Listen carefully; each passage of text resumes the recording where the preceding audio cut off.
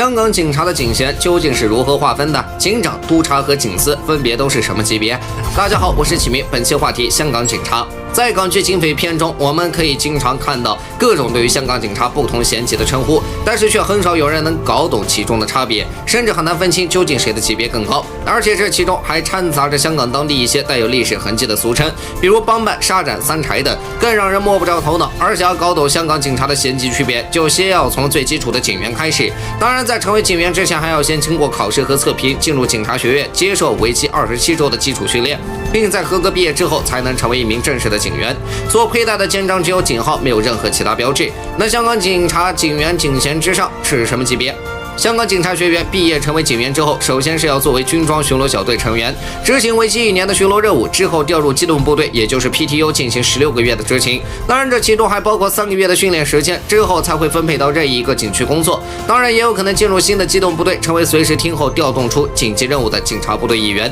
不过，不管是在哪里工作，在其之上的警衔为高级警员，按照规定，警员服务满18年便可以晋升为这一警衔。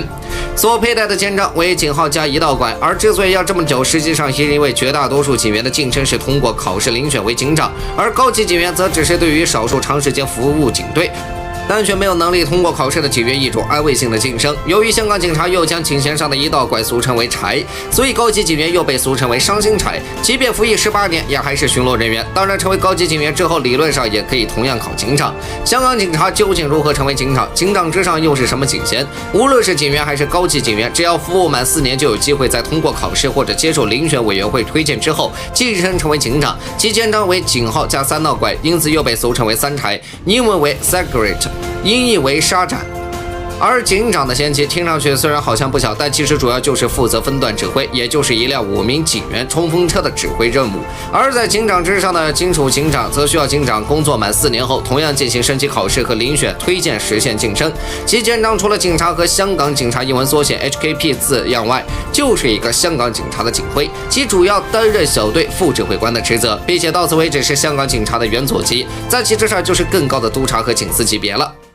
香港警察肩膀上有花的督察和警司有什么区别？谁的级别更高一些？想要晋升又有什么具体的要求？香港警察中的督察是比警司更低的级别，督察从低到高又分为见习督察、督察和高级督察以及总督察。而在肩章的表现形式上，分别为1花、2花、1杠2花和3花。而以上4个等级的督察警衔又被统一俗称为帮办。虽然除了总督察以外，其余以下3级的督察理论上也都主要负责担任小队指挥官，但是从见习督察开始，却并非能够直接通过警署警长晋升，一般需要在拥有香港永续证和香港的大学学位基础上，参加相应的考试，合格后才能晋升。而通过警署警长晋升的，虽然理论上要任职3年获得单位推荐，但一般警署警长年龄已经偏大，很难晋升。那香港警察的各级督察之间究竟是如何晋升的？见习督察工作满2年，通过考试会成为正式督察；督察工作满5年，再通过考试便可以成为高级督察。需要注意的是，从见习到高级督察只是工作年限和薪酬待遇上的等级区别，三者之间在职权上没有上下级关系，也就是说，见习督察和高级督察之间可以干同样的工作，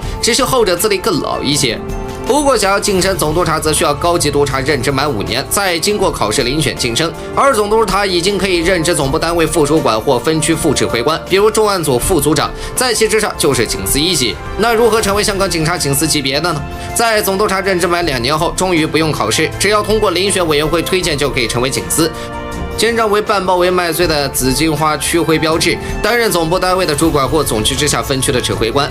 而其之上的高级警司则是香港警务处之下各部，例如行动处、行动部、支援部以及各港区、西九龙等总区的副指挥。其肩章则在麦穗紫荆花区徽标志基础上又多了一个与督察相似的花。高级警司之上就是总警司，不仅再多一个花，而且是以上部门的正职指挥官。香港警察总警司级别之上又是什么级别呢？在总警司之上就是县委级的领导了，由低到高分别是警务处助理处长、警务处高级助理处长以及警务处副处长，和被称为香港警队1哥的警务处处长，至此也形成了整个香港警察从低到高的所有警阶。